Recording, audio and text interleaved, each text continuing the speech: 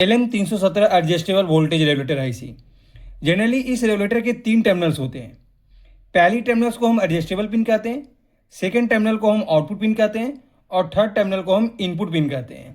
Next working and circuit diagram. LM317 IC का जो output voltage का जो रेंज होता है वो 1.25 वोल्ट से लेकर 37 वोल्ट तक होता है और इस आईसी का जो आउटपुट करंट जो होता है वो अप टू 1.5 एम्पियर तक होता है। हमारा आउटपुट करंट 500 मिली एम्पियर से अगर ज़्यादा है तो हमें यहाँ पर हीटसिंक का यूज करना जरूरी होता है। LM317 रेगुलेटर का जो हम आउटपुट वोल्टेज जो हम सेट करते हैं वो हम 2 external register R1 and R2 के थ्रू हम सेट करते हैं।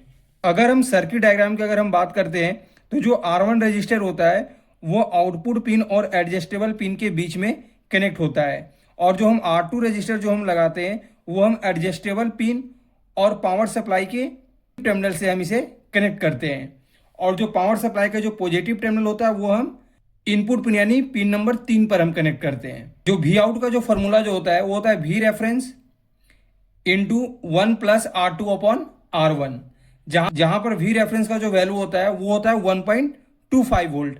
यानी कहने का मतलब होता है आउटपुट पिन और एडजस्टेबल पिन के बीच का जो वोल्टेज ड्रॉप जो होता है वो 1.25 वोल्ट होता है। R1 रजिस्टर का जो वैल्यू जो होता है वो डेटा शीट के अंदर 220 ओम दिया हुआ रहता है। यानी अब आप R2 रजिस्टर की सिर्फ वैल्यू को आप चेंज करके आप अपने अनुसार आउटपुट वोल्टेज को आप सेट कर सकते हो। इस रेगुलेटर का जो ड्रॉप आउट वोल्टेज होता है वो 3 वोल्ट होता है। यानी इनपुट वोल्टेज और आउटपुट वोल्टेज का जो डिफरेंस होना चाहिए मिनिमम वो 3 वोल्ट होना चाहिए।